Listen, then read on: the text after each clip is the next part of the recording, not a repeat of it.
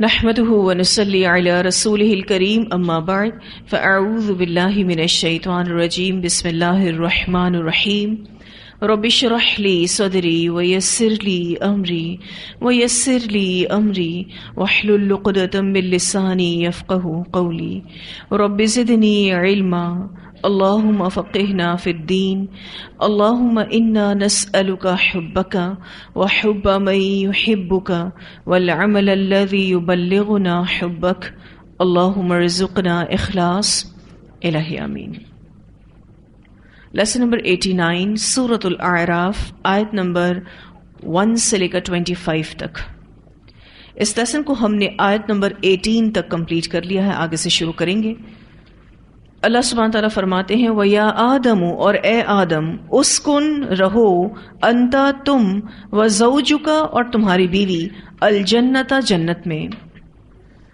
اللہ سبحانہ تعالیٰ حضرت آدم علیہ السلام سے مخاطب ہیں اور ان سے کہہ رہے ہیں کہ تم اور تمہاری بیوی اب جنت میں جا کر رہو گے۔ یہ ایک ٹیمپرری وزٹ تھا، ایک وقتی طور پر رہائش دی گئی تھی۔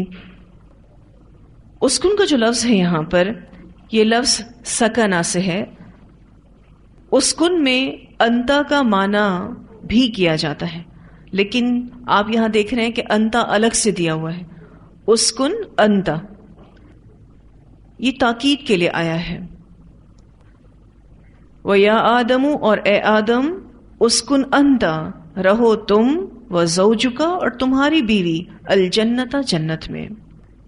فَكُلَا پس دونوں کھاؤ من حیث جہاں سے شئتما تم دونوں چاہو، تم جنت میں جہاں سے چاہو کھا پی سکتے ہو۔ وَلَا تَقْرَبَا اور نہ تم دونوں قریب جانا هَذِهِ الشَّجَرَةَ اس درخت کے، فَتَكُونَا ورنہ تم دونوں ہو جاؤ گے من الظالمین ظالموں میں سے۔ بس اس ایک درخت کے پاس نہیں جانا، اگر تم اس ایک درخت کے قریب بھی گئے تو تم ظالموں میں سے ہو جاؤ گے۔ اللہ تعالیٰ نے ابلیس کو جنت سے یا فرشتوں کی جماعت سے نکال دیا، جو کہ ہم نے پچھلی آیات میں پڑھا، اور آدم علیہ السلام اور ان کی بیوی حوا کے لیے جنت کی تمام نعمتوں اور پھلوں کو حلال بنا دیا۔ صرف ایک درخت کے کھانے سے انہیں روک دیا گیا اور انہیں وارن کر دیا گیا کہ اگر تم اس کے قریب بھی جاؤ گے تو اپنے آپ پر ظلم کرنے والے بن جاؤ گے۔ حضرت آدم کا اور حضرت حوا کا جنت میں داخلہ وقتی طور پر تھا، ان کو زمین کے لیے ہی پیدا کیا گیا تھا، لیکن اللہ سبحانہ تعالیٰ نے ایک ٹیمپرری وزٹ جنت کی ان کے لیے رکھی تھی، تاکہ یہ اپنی آنکھوں سے جنت کو دیکھ لیں جو ان کی فائنل ڈیسٹینیشن ہوگی، ان کے اندر یقین کی کیفیات پیدا ہوں، اس لیے ان کو جنت میں رکھا گیا۔ پھر جیسے ہی یہ جنت میں گئے، شیطان چونکہ اللہ تعالیٰ کی رحمت سے دور کر دیا گیا تھا، شیطان نے جب دیکھا کہ اللہ تعالیٰ نے آدم اور حوا کو تو جنت میں داخل کر دیا ہے، تو اس کے دل میں حسد پیدا ہو گیا اور شیطان نے ان کے ساتھ مکر و فریب کرنے کی ٹھان لی، تاکہ جن نعمتوں سے وہ فائدہ اٹھا رہے ہیں وہ نعمتیں ان سے چھن جائیں۔ فوسوسہ پس وسوسہ ڈالا لہما ان دونوں کے لیے الشیطان شیطان نے، لیبدیا تاکہ کھول دے لہما ان کے لیے ما ووریا جو چھپایا گیا تھا عنہما ان دونوں سے من سوآتہما ان دونوں کی شرمگاہیں۔ پس شیطان نے ان دونوں کے دل میں وسوسہ ڈالا۔ وسوسہ سے مراد ہر وہ خیال ہے جس پر عمل کرنا اللہ کی نافرمانی ہو، اور یہ انسان کو گمراہ کرنے کے لیے شیطان کا پہلا حملہ ہوتا ہے جو وہ خیالات پر کرتا ہے۔ تو شیطان نے ان دونوں کے دلوں میں وسوسہ ڈالا تاکہ ان کے لیے ظاہر کر دے جو کچھ ان کی شرمگاہوں میں سے ان سے چھپایا گیا تھا۔ ان کو باقاعدہ جنت کا لباس دیا گیا تھا آدم اور حوا کو. شیطان یہ چاہتا تھا کہ یہ لباس ان سے چھن جائے اور ان کی شرمگاہیں ایک دوسرے کے سامنے ظاہر ہو جائیں. شیطان ہم سب کے لیے بہت بڑی آزمائش ہے. اس بارے میں نبی اکرم صلی اللہ علیہ وسلم نے فرمایا، شیطان انسان کی رگوں میں یوں دوڑتا ہے جیسے انسان کا خون دوڑتا ہے. اسے بخاری نے روایت کیا ہے. اب آپ دیکھیں کہ شیطان ہم پر کس طرح سے حملے کرتا ہے. ایک آزمائش تو ہم پر ہمارے نفس کی ہے اور دوسری آزمائش ہم پر شیطان کی ہے. اب اس شیطان نے کیا کیا؟ وقال، اور اس نے کہا، ما نہاکما، نہیں روکا تم دونوں کو، ربکما، تمہارے رب نے، عن ہذہ الشجرہ، اس درخت سے، الا مگر، ان تکونا، یہ کہ تم دونوں ہو جاؤ گے، ملکین، دو فرشتے. اللہ تعالیٰ نے تمہیں صرف اور صرف اس درخت سے اس لیے روکا ہے کہ کہیں تم دونوں فرشتے نہ بن جاؤ. یہاں پر ان اور تکونا کے بیچ میں چھوٹا سا لا لکھ دیں. دراصل یہ اللہ تکونا تھا، مگر یہ کہ تم دونوں نہ ہو جاؤ دو فرشتے. او تکونا، یا تم دونوں ہو جاؤ گے من الخالدین، ہمیشہ رہنے والوں میں سے. اللہ تعالیٰ نے صرف اور صرف یہ ریسٹرکشن اس لیے لگائی ہے کہ کہیں تم دونوں فرشتے نہ بن جاؤ، یا پھر کہیں تم دونوں ہمیشہ رہنے والوں میں سے نہ ہو جاؤ.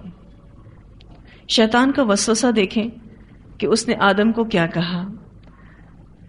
جب اللہ تعالیٰ آدم کو فرشتوں سے سجدہ کروا سکتا ہے تو اس کے بعد اس چیز کی ضرورت کہاں رہتی ہے کہ آدم اس بات کی خواہش کریں کہ وہ فرشتہ بن جائیں؟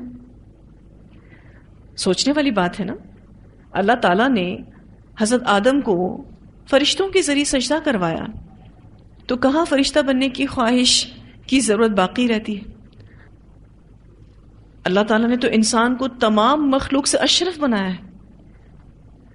تو بعض دفعہ انسان اپنی اصل حقیقت اور مقام کو بھول جاتا ہے، اور یہی کچھ حضرت آدم کے ساتھ ہوا. اب اپنی اس بات کی یقین دہانی شیطان کو حضرت آدم کو کروانی تھی. اس نے قسمیں کھائیں، وقاسمہما، اور اس نے قسمیں کھائیں، انی، بے شک میں، لکما، تم دونوں کے لیے، لمن الناصحین، البتہ خیر خواہوں میں سے ہوں. شیطان نے باقاعدہ اپنی صداقت کا یقین دلانے کے لیے اللہ کی قسم کھا کر کہا کہ میں تم دونوں کا انتہائی خیر خواہ ہوں، تبھی تو میں تمہیں یہ راز بتا رہا ہوں. امام قتادہ رحمہ اللہ نے اس آیت کی تفسیر میں بیان کیا ہے کہ ابلیس نے آدم اور حوا کے سامنے اللہ کی قسم کھائی اور اس طرح انہیں دھوکہ دیا، اور مومن اللہ کے نام کی وجہ سے دھوکہ کھا ہی جاتا ہے. ابلیس نے کہا، میں تم سے پہلے پیدا ہوا ہوں، میں زیادہ جانتا ہوں، اس لیے تم میری بات مانو، میں تمہاری رہنمائی کروں گا، میں تم دونوں کا انتہائی خیر خواہ ہوں. میں تمہیں یہ راز بتا رہا ہوں کہ صرف اور صرف یہ ریسٹرکشنز تم پر اس وجہ سے اللہ تعالیٰ نے لگائی ہے، ورنہ کوئی اور بات نہیں ہے. اللہ تم سے ناراض نہیں ہوگا، تم یہ پھل کھا لو، کوئی مسئلہ نہیں ہے. اب آپ دیکھیے کہ شیطان نے وسوسہ ڈالا، اور جیسے کہ میں نے آپ کو بتایا کہ وسوسہ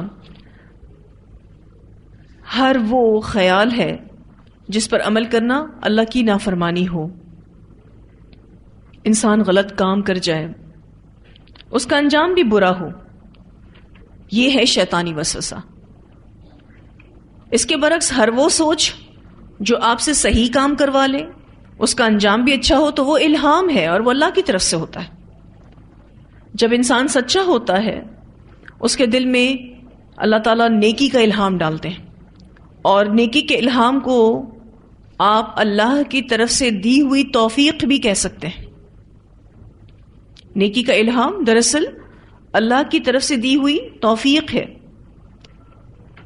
اور اللہ تعالیٰ اپنے نیک بندوں پر اس طرح کے الہام کرتا ہے، اور ان الہام کے ذریعے ان کی مدد کرتا ہے مزید نیکیوں میں آگے بڑھنے کے لیے۔ اب شیطان نے آدم اور حوا سے جب حسد محسوس کیا تو اس نے مکر و فریب اور وسوسے کے ذریعے کوشش کی کہ وہ انہیں اللہ کی ناراضگی کے ساتھ دنیا میں بھجوائے۔ دنیا میں تو آدم اور حوا نے جانا ہی تھا، لیکن اللہ کی خوشنودی کے ساتھ جانا تھا۔ لیکن اس نے کیا پلان کیا شیطان نے کہ وہ ان دونوں کو اللہ کی ناراضگی کے ساتھ دنیا میں بھجوائے اور جنت کی ان عظیم نعمتوں سے اور لباس سے جو ان کو اللہ نے دے رکھی تھی جلد از جلد محروم کر دے۔ اب بہت سے لوگ یہ کہتے ہیں کہ یہ شیطان جنت میں کیسے گیا؟ شیطان تو جنت میں نہیں جا سکتا۔ تو یاد رکھیے گا وہ بات کہ اللہ تعالیٰ نے شیطان کو مہلت دی ہے اور اس کو بہکانے کا پاور بھی دیا ہے۔ اسی کا استعمال کرتے ہوئے اس نے ان دونوں کے دلوں میں وسوسہ ڈالا اور ان پر حملہ کیا۔ یہ جنت کے اندر انٹر نہیں ہوا تھا، صرف اور صرف آدم اور حوا کے دل میں اس نے وسوسہ ڈالا تھا۔ اور یہ بات بھی یاد رکھیے گا کہ اس وقت آدم ایک عام انسان کی طرح تھے، ابھی نبی نہیں بنائے گئے تھے۔ اب اللہ نے ان دونوں کو اس درخت سے منع کیا۔ آدم اور حوا ایک عیش پسند زندگی میں رہ رہے تھے، لیکن شیطان نے سارا معاملہ گڑبڑ کر دیا۔ ایکچولی آدم علیہ السلام اس حکم کو بھول گئے تھے، اور اس بات کا ذکر قرآن پاک میں آتا ہے، سورہ طٰہٰ آیت نمبر 115۔ اللہ تعالیٰ فرماتے ہیں، پھر آدم اللہ کا حکم بھول گئے اور ہم نے اس میں نافرمانی کا کوئی ارادہ نہ پایا۔ یعنی آدم نافرمانی کرنا نہیں چاہتے تھے، وہ اس حکم کو بھول گئے تھے۔ اور جیسا کہ میں نے آپ سے ذکر کیا کہ بسا اوقات انسان اپنی اصل حقیقت اور مقام کو بھول جاتا ہے۔ انسانوں کو اللہ تعالیٰ نے اشرف المخلوقات بنایا ہے، اس کو ضرورت ہی نہیں ہے فرشتہ بننے کی۔ اللہ تعالیٰ نے تو فرشتوں سے بھی سپیریئر بنا دیا ہے انسان کو۔ پھر دیکھیں کہ اس نے قسمیں کھائیں، اور قسمیں کھا کر اس نے اپنی صداقت کا یقین دلایا۔ پھر اللہ سبحانہ تعالیٰ فرماتے ہیں فَدَلَّاهُمَا بِغُرُورٍ، پس کھینچ لیا اس نے ان دونوں کو دھوکے کے ساتھ۔ آپ دیکھیں سب جگہ پر ڈویل کا صیغہ آ رہا ہے، تثنیہ کا صیغہ آ رہا ہے، یعنی شیطان نے دونوں کے دلوں میں وسوسہ ڈالا، شیطان نے دونوں کے سامنے قسمیں کھائیں اور دونوں ہی کو دھوکے میں مبتلا کیا۔ یہاں جو لفظ ہے فَدَلَّاهُمَا، اس کا روٹ ورڈ ہے دال لام واو۔ ڈول ڈالنے کو کہتے ہیں، اوپر سے نیچے پھینکنا۔ شیطان نے دھوکہ دے کر انہیں بلندی سے پستی میں پہنچا دیا، یعنی ارتکاب معصیت کی ہمت دلائی، اللہ کی نافرمانی کرنے کی ہمت دلائی۔ فَدَلَّاهُمَا بِغُرُورٍ، بس کھینچ لیا اس نے ان دونوں کو دھوکے کے ساتھ۔ فلما، پھر جب ذاقا، دونوں نے چکھا، الشجرۃ، اس درخت کو، اچھا کھایا نہیں ہے، صرف چکھا ہے، بدت لہما، ظاہر ہو گئی ان دونوں کے لیے، سوآتہما، ان کی شرمگاہیں۔ جیسے ہی انہوں نے درخت کا پھل چکھا، جنت کا لباس ان سے چھن گیا، ان کی شرمگاہیں ایک دوسرے کے سامنے ظاہر ہو گئیں۔ یہ نافرمانی کا انجام تھا کہ جنت کا لباس ان سے لے لیا گیا۔ یہاں جو لفظ ہے سوآتہما، یہ لفظ لاش کے لیے بھی آتا ہے، ڈیڈ باڈی، اس کے لیے بھی یہ لفظ آتا ہے، لیکن اس لفظ سے مراد ہر وہ چیز جس کا دیکھنا ناگوار ہو، برا لگے۔ شرمگاہ کو دیکھنا بھی ناگوار ہے، اس لیے اس کے لیے بھی یہ لفظ آتا ہے۔ وَطَفِقَ، اور وہ لگے دونوں، یخصفانی، چپکاتے تھے، علیہما، اپنے اوپر، من ورق الجنہ، جنت کے پتوں میں سے۔ کہا جاتا ہے یہ انجیر کے درخت کے پتے تھے، جنت میں انجیر کا درخت تھا، اس کے پتے آدم اور حوا اپنے اوپر چپکانے لگے۔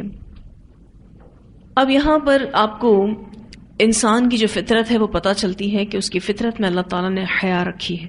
جیسے ہی ان کے کپڑے اتر گئے، انہیں اپنی شرمگاہیں نظر آنے لگیں، تو جنت کے درختوں کے پتے لے لے کر اپنے جسموں پر یہ چپکانے لگے تاکہ اپنی پردہ پوشی کریں. وَنَادَاهُمَا، اور پکارا ان دونوں کو، رَبُّهُمَا، ان کے رب نے، الم، کیا نہیں، انہکما، میں نے روکا تھا تم دونوں کو، عن تلکما الشجرۃ، اس درخت سے، کیا نہیں میں نے تم دونوں کو اس درخت سے روکا تھا. وَأَقُلْ، اور کیا میں نے نہیں کہا تھا، لکما، تم دونوں کو، ان الشیطان، بے شک شیطان، لکما، تم دونوں کے لیے، عدو مبین، دشمن ہے کھلم کھلا. کیا میں نے تم دونوں سے یہ بات نہیں کہی تھی کہ تم اس درخت کے قریب نہیں جاؤ گے؟ کیا میں نے تمہیں نہیں بتایا تھا کہ شیطان تمہارا کھلا دشمن ہے؟ اللہ سبحانہ تعالیٰ نے ان پر عتاب کیا، یعنی اللہ ناراض ہوئے ان سے اور پوچھا کہ کیوں کیا تم نے ایسا؟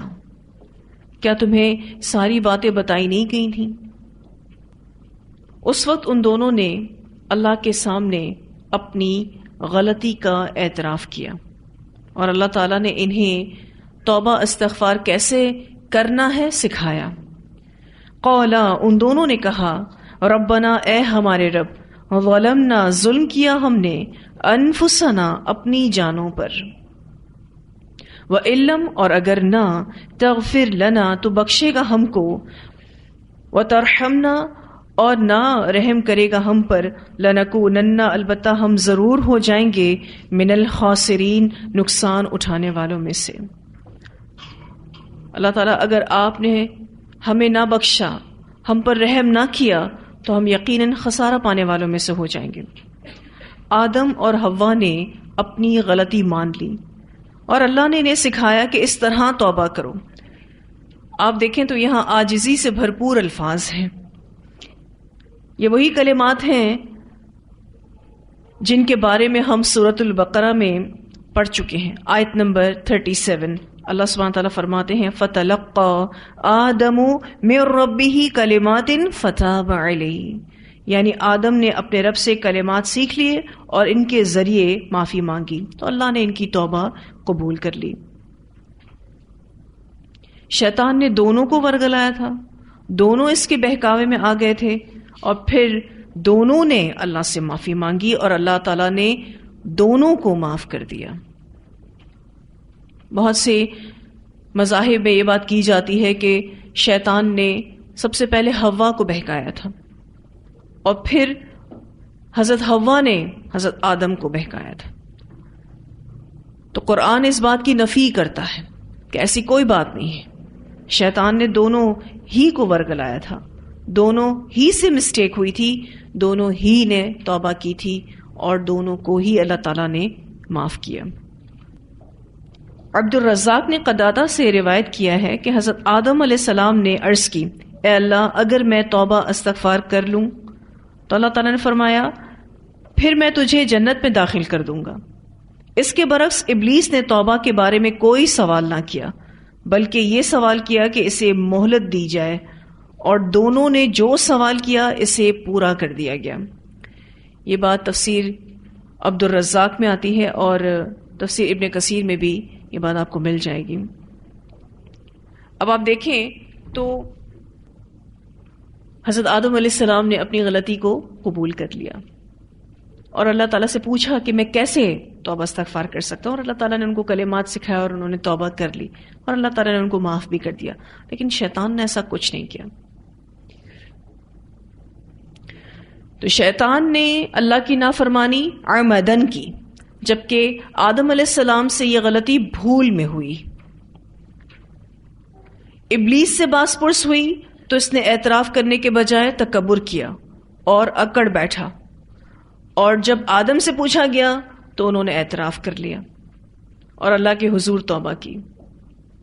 ابلیس نے اپنی نافرمانی اور گمراہی کا الزام اللہ کے ذمہ لگا دیا، جیسا کہ ہم نے پچھلی آیتوں میں پڑھا. اس نے کہا کہ اللہ تعالیٰ تو نے مجھے گمراہ کیا، جبکہ آدم نے یہ اعتراف کیا کہ واقعی یہ قصور ہمارا ہی تھا.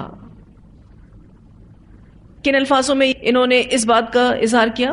ربنا ظلمنا انفسنا، اللہ ہم نے اپنی جانوں پر ظلم کیا ہے، غلطی ہم نے کی ہے، وَإِن لَّمْ تَغْفِرْ لَنَا وَتَرْحَمْنَا لَنَكُونَنَّ مِنَ الْخَاسِرِينَ۔ جبکہ آدم نے یہ اعتراف کیا کہ واقعی یہ قصور ہمارا ہی تھا۔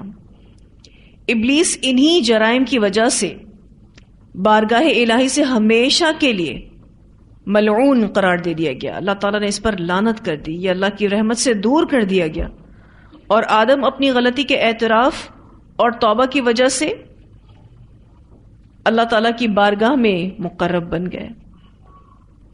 پھر انہیں اللہ تعالیٰ نے نبوت بھی عطا کی۔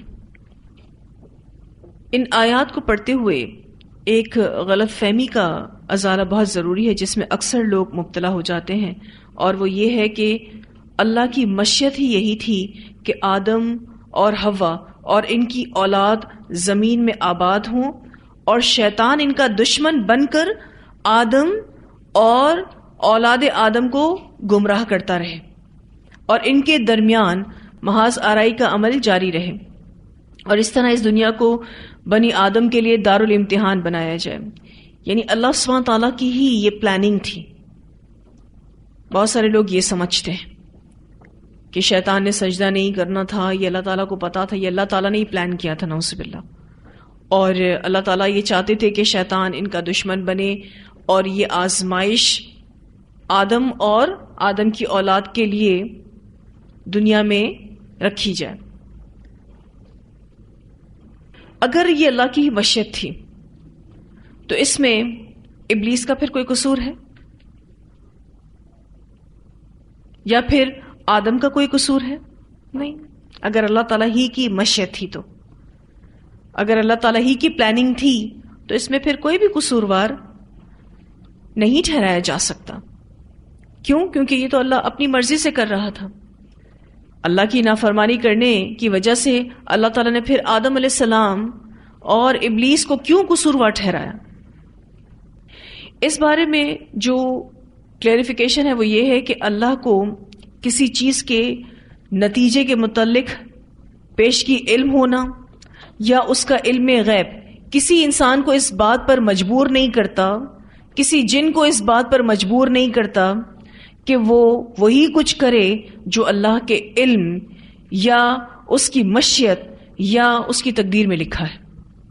کسی بھی انسان اور جن کو بائی فورس کوئی عمل نہیں کروایا گیا۔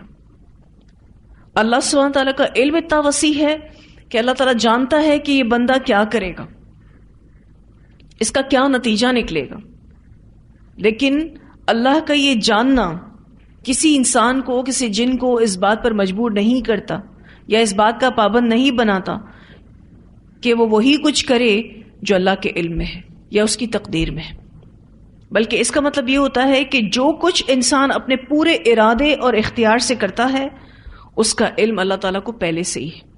میں اور آپ جو بھی عمل کرتے ہیں اپنے اختیار سے کرتے ہیں، اپنے ارادے سے کرتے ہیں، اللہ تعالیٰ ہمیں کوئی بھی عمل بائی فورس نہیں کرواتے۔ اللہ تعالیٰ نے جو بھی تقدیر بنا دی ہے یا پیشگی طور پر جو کچھ بھی لکھ دیا ہے، یہ بات اسے مجبور سمجھنے پر دلیل نہیں بن سکتی، بلکہ یہ بات اللہ کے علم کی وسعت کی دلیل ہے۔ اگر اللہ تعالیٰ نے پہلے سے کچھ بھی لکھ دیا ہے تو اللہ کا علم اتنا وسیع ہے۔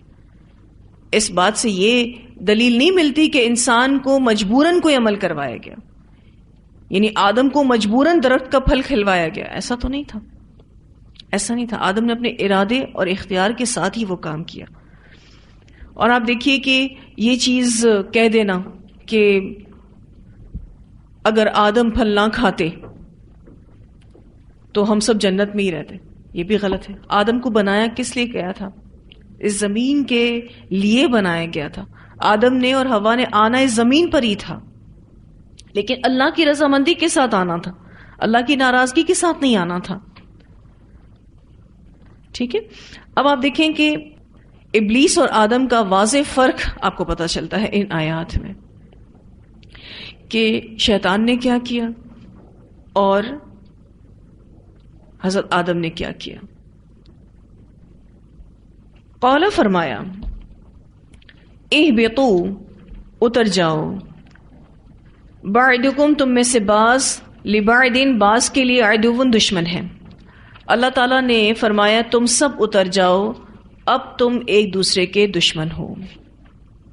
یہاں جس دشمنی کا ذکر کیا گیا ہے وہ حضرت آدم کے زمین پر اترنے کے وقت سے آج تک شیطان کی اولاد اور آدم کی اولاد کے درمیان مسلسل چلی آ رہی ہے، اور یہ قیامت تک چلتی رہے گی۔ اللہ تعالیٰ فرماتے ہیں بعدکم لبعد عدو۔ پھر اس کے علاوہ ان الفاظ یعنی بعدکم لبعد عدو میں سارے انسانوں کی باہمی دشمنی کا مفہوم بھی شامل ہے۔ ٹھیک ہے، ایک معنی تو کیا تھا کہ شیطان کی اولاد اور آدم کی اولاد کے درمیان یہ دشمنی چلتی رہے گی۔ بعدکم لبعد عدو کا ایک اور معنی بھی کیا جاتا ہے، وہ یہ کہ انسان انسانوں کے دشمن ہوں گے۔ ان الفاظوں میں سارے انسانوں کی باہمی دشمنی کا مفہوم بھی شامل ہے، جو مختلف افراد اور اقوام کے درمیان پائی جاتی ہے۔ آپ دیکھیں لوگوں کے درمیان دشمنیاں پائی جاتی ہیں، قوموں کے درمیان دشمنیاں پائی جاتی ہیں۔ اللہ سبحانہ تعالیٰ نے یہاں جو فرمایا بعدکم لبعد عدو، تم میں سے بعض کے لیے دشمن ہے، تو انسان بھی انسان کا دشمن ہوگا۔ وَلَكُمْ اور تمہارے لیے فی الارض زمین میں مستقرٌ جائے قرار ہے، ٹھکانہ ہے، ومتاع اور اسباب ہیں، فائدہ اٹھانے کی چیز ہے، الی حین ایک وقت تک۔ یہ ٹھکانہ اور مال و متاع ابدی نہیں ہے بلکہ ایک خاص وقت تک کے لیے ہے۔ قال فرمایا فیہا اسی میں یعنی اسی زمین میں، تحیون تم جیو گے، تم اپنی زندگی گزارو گے، وفیہا اور اسی میں، تموتون تم مرو گے، ومنہا اور اسی میں سے، تخرجون تم سب نکالے جاؤ گے، یعنی قیامت کے دن زندہ کر کے اسی زمین میں سے تم نکالے جاؤ گے، پھر ہر ایک کو اس کے عمل کا بدلہ ملے گا۔ اللہ تعالیٰ نے یہ ٹھکانہ مال و متاع ہمیں ہمیشہ کے لیے نہیں دیا ہے بلکہ ایک خاص وقت تک کے لیے ہے۔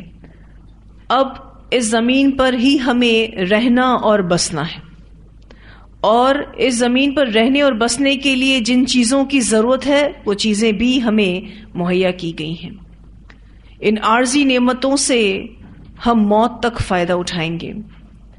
بہت تھوڑے دنوں کے لیے اس دنیا میں بھیجے گئے ہیں، لیکن امتحان بڑا سخت ہے، کیونکہ اگر ہمارا کوئی دشمن ہو تو ہم آرام سے نہیں جی سکتے، اور ہمارا دشمن کون ہے؟ شیطان، سب سے بڑا دشمن، کھلا دشمن، جس کی دشمنی میں کوئی شک و شبہ ہی نہیں۔ اگر مجھے اور آپ کو پتا ہو کہ ہمارا کوئی دشمن ہے تو ہم زندگی آسانی سے نہیں جی سکتے، آرام سے نہیں جی سکتے، ہمیں ہر وقت اس دشمن سے بچنے کا ٹینشن لگا رہے گا۔ لیکن آج آپ دیکھیں لوگوں کو کہاں شیطان دشمن محسوس ہوتا ہے، کہاں وہ اس طرح سے شیطان سے بچنے کی دعائیں کرتے ہیں، کہاں؟ کیونکہ دشمن سمجھیں گے تو اس سے بچنے کی تدابیر کریں گے۔ یہاں الحمدللہ ہمارا یہ لیسن مکمل ہوا۔ اتنی آیات کی تلاوت سنتے ہیں۔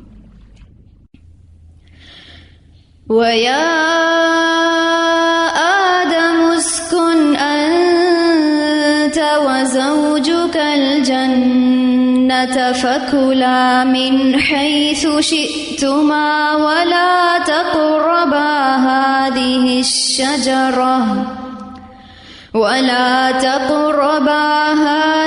الشَّجَرَةَ فَتَكُونَا مِنَ الظَّالِمِينَ فوسوس لهما الشيطان ليبدي لهما ما وري عنهما من سوآتهما وقال ما نهاكما ربكما عن هذه الشجرة إلا أن تكونا ملكين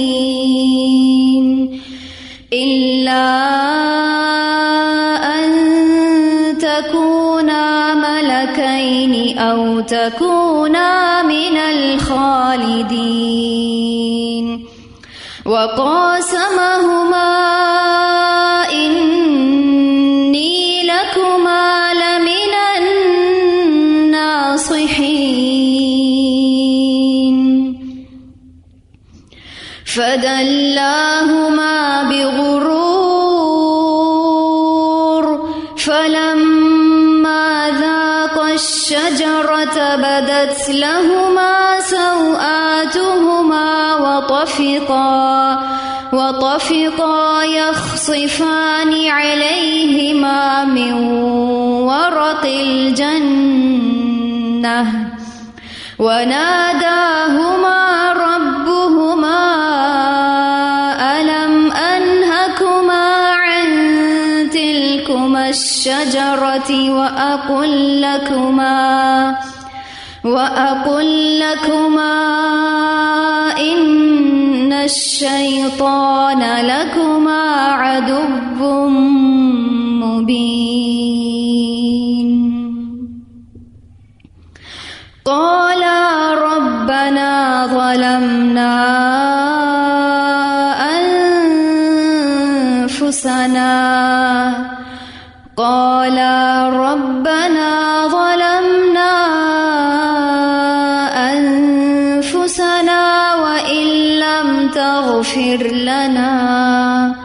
وإن لم تغفر لنا وترحمنا لنكونن من الخاسرين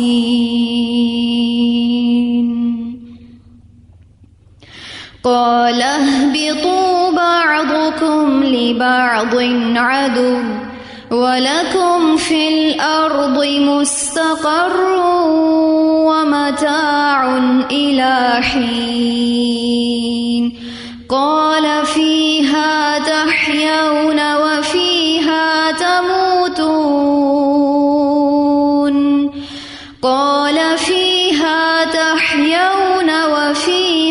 تموتون ومنها تخرجون. جو لاسٹ میں میسج دیا گیا کہ قال فیہا تحیون وفیہا تموتون ومنہا تخرجون، یہ کنکلوژن بھی ہے اس واقعے کا کہ ٹیمپرری اس دنیا میں تم بھیجے جا رہے ہو، تم وہاں جیو گے، وہیں پر ہی مرو گے، اور پھر اسی زمین سے تم نکالے جاؤ گے. آنا تم نے اللہ کے پاس ہی ہے. قیامت کے دن پھر تمہارا حساب کتاب ہوگا اور تمہیں تمہارے اعمال کا بدلہ دیا جائے گا. یا تو تم اپنے والد کی جگہ جنت میں جاؤ گے، یعنی اپنے باپ کے وارث بنتے ہوئے، اور باپ کون؟ آدم علیہ السلام، ان کے وارث بنتے ہوئے جنت میں جاؤ گے، یا پھر نافرمانی کر کے جہنم رسید ہو جاؤ گے. اور شیطان تمہارا کھلا دشمن ہے. یہ بات اللہ سبحانہ تعالیٰ نے واضح طور پر ہمیں بتا دی ہے ان آیات میں. ان الشیطان لکم عدو مبین. بات تو اللہ سبحانہ تعالیٰ حضرت آدم اور حوا سے کر رہے ہیں، لیکن چونکہ وہ ہمارے والد اور والدہ ہیں، اسی لیے ہم سب سے بھی اللہ تعالیٰ پر مخاطب ہیں کہ اولاد آدم کا سب سے بڑا دشمن شیطان ہے، جو اسے گمراہ کرتا ہے، اس کو اس کے مقصد سے ہٹاتا ہے، اس کو اللہ سے دور کرتا ہے، اس کو دین سے دور کرتا ہے، اس کو نیک اعمال سے دور کرتا ہے. کیوں؟ کیونکہ وہ یہ چاہتا ہے کہ جس طرح سے وہ مردود قرار پا گیا، انسان بھی مردود قرار پا جائے. جیسے وہ ملعون قرار پا گیا، اسی طرح سے انسان بھی ملعون قرار پا جائے. جیسے وہ جہنم رسید ہوگا، اسی طرح سے انسان بھی جہنم رسید ہو. اس کی یہ دشمنی بہت زیادہ واضح اور بین ہے، اس پہ کوئی شک نہیں ہے. اس سے بچنے کے لیے اللہ تعالیٰ نے خاص الخاص دعائیں سکھائی ہمیں، اور اہل قرآن ان کو تو بہت زیادہ شیطان سے بچنے کی دعائیں کرنی چاہیے. کیوں؟ کیونکہ شیطان کے لیے قرآن پڑھنے والے سب سے بڑا ہدف ہوتے ہیں، اور وہ کبھی اکیلا اور کبھی اپنے لشکروں کے ساتھ ان پر حملہ کرتا ہے. جس کے اندر جتنا ایمان ہے، جس کے اندر جتنا نیکی کا شوق ہے، وہ شیطان کے لیے اتنا ہی بڑا ہدف ہے. جو بگڑے ہوئے ہیں، نافرمان ہے، شیطان ان کو دیکھتا بھی نہیں، کیونکہ وہ آلریڈی شیطان بنے ہوئے ہیں. جو نیکوکار لوگ ہیں اصل ہدف تو شیطان کے لیے وہی ہے. اس لیے خاص الخاص قرآن پڑھنے والوں کو ان دعاؤں کا اہتمام بہت زیادہ کرنا چاہیے. اس لیسن میں ہم نے ایک بات پڑھی تھی کہ شیطان ہر طرف سے آئے گا، لیکن دو طرف سے وہ نہیں آ سکتا، اوپر اور نیچے سے. تو دعاؤں کا دروازہ کھلا ہے، اور سجدہ کر کے اللہ کے سامنے جب ہم عاجزی کا اظہار کرتے ہیں تو بھی ہمارے اندر شیطان نہیں آ سکتا. تو سجدے کا دروازہ بھی کھلا ہے. اتنی آیات واضح ہیں الحمدللہ. تو یہاں الحمدللہ ہمارا یہ لیسن کمپلیٹ ہوا. وآخر دعوانا الحمد للہ رب العالمین. سبحانک اللہم وبحمدک نشہد ان لا الہ الا انت نستغفرک ونتوب الیک.